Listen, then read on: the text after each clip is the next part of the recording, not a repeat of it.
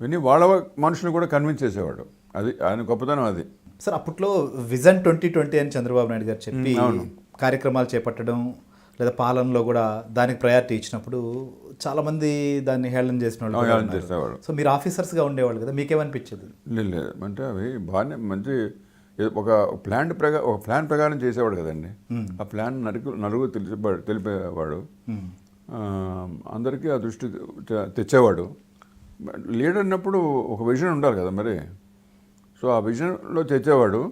అంటే ఒకప్పుడు కొంచెం ఎక్కువ మాట్లాడడం, ఆ విషయం గురించి ఎక్కువ చర్చలు అవన్నీ చేసేవాళ్ళు. బట్ ఓవరాల్గా ఇస్ ఎ గుడ్ కాన్సెప్ట్. అంటే దిశానిర్దేశం చేయాలి కదా రాజకీయ నాయకుడు అనేవాడు. సో ఆ దిశానిర్దేశం చేశాడు ఈయన. చేశాడు, బాగా చేశాడు. సార్ ప్రపంచమంతా ఐటీ విస్తరిస్తున్న నేపథ్యంలోనే మనకు సైబరాబాద్ అనేది అప్పుడే పురుడు పోసుకున్న పరిస్థితి. సో ఆ విషయంలో ఏ రకంగా చంద్రబాబు నాయుడు గారు వర్క్ చేశారు, దానికి ఎలాంటి ప్రయారిటీ ఇచ్చేవాళ్ళు? అయ్యో ఆయన చాలా ప్రయారిటీ ఇచ్చాడండి. అసలు ముందు ఆయన పార్టీ ఆఫీస్ జనరల్ సెక్రటరీ ఉండేటప్పుడే ఆయన ఆ విప్రో వాళ్ళని పట్టుకొని రికార్డులన్నీ కంప్యూటరైజ్ చేశాడు. దెన్ హీ అండర్స్టూడ్ దట్ ఇది చేస్తేనే మనకు ఫ్యూచర్ ఉంది అని అప్పుడు బిల్డింగ్ కట్టడం, అది హైటెక్ సిటీలో. తర్వాత అప్పుడు అతను ఎవరు, మైక్రోసాఫ్ట్ బిల్ గేట్స్ ఇండియా వచ్చాడు.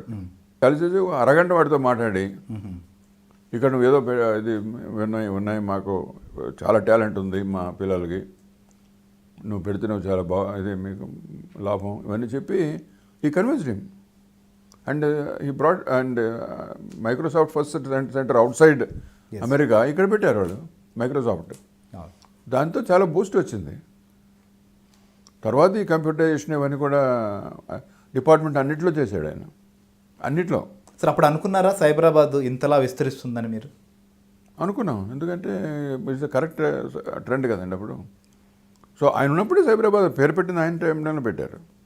పోలీసు డివిజన్ కూడా ఆయన టైంలోనే అయింది. అది సైబరాబాద్ కమిషనరేట్ అవన్నీ ఆయన టైంలో అయినాయి. సో ఎందుకంటే చాలా నెంబర్ ఆఫ్ సమస్యలు వచ్చాయి, అవన్నీ కొన్ని బాగా పైకి వచ్చాయి అన్నింటికి. And everybody was encouraged. సరే, ఇక అధికారంలో ఉండేవాళ్ళు ప్రతిపక్షం పైన కక్ష సాధింపు రాజకీయాలు అనేటివి ఇప్పుడు మనం చూస్తున్నాం. సో చంద్రబాబు నాయుడు ముఖ్యమంత్రిగా ఉన్నప్పుడు ప్రతిపక్షం పైన కక్ష సాధింపులకు పాల్పడ్డారు? లేదు, నెవర్. కక్ష సాధింపులు లేనే లేవు. రాజకీయంగా దెబ్బ కొట్టాలని చూసేవాడు, అది వేరు. బట్ కక్ష సాధింపులు అనేది అలాంటి ఆలోచనే లేదు దానికి. ఇప్పుడు మనం చూస్తున్నాం సార్, కేసులు పెట్టడం, జైళ్ళలో పెట్టడం లాంటి సంస్కృతి అప్పట్లో ఉన్నదా? లేదు. అప్పుడు అసలు అలాంటి ఆలోచన లేదు. అలాంటి వర్క్ చేసేవాళ్ళు. ఇన్ఫ్యాక్ట్ నాకు తెలుసు ఒకళ్ళు ఎమ్మెల్యేస్ కూడా ఏదైనా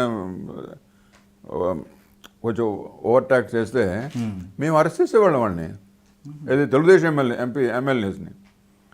తెలుగుదేశం ఎమ్మెల్యేలు తప్పు చేస్తే స్వేచ్ఛగా వదిలేసేవాడా చంద్రబాబు నాయుడు అప్పుడు?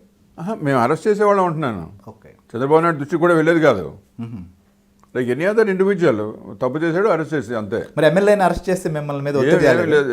తర్వాత ఏదో మీటింగ్లో వాటి ఏదో గొడవ పెడితే చేస్తారు కానీ, but we should tell him ఇది చేసాడు అందుకు అరెస్ట్ చేసామని.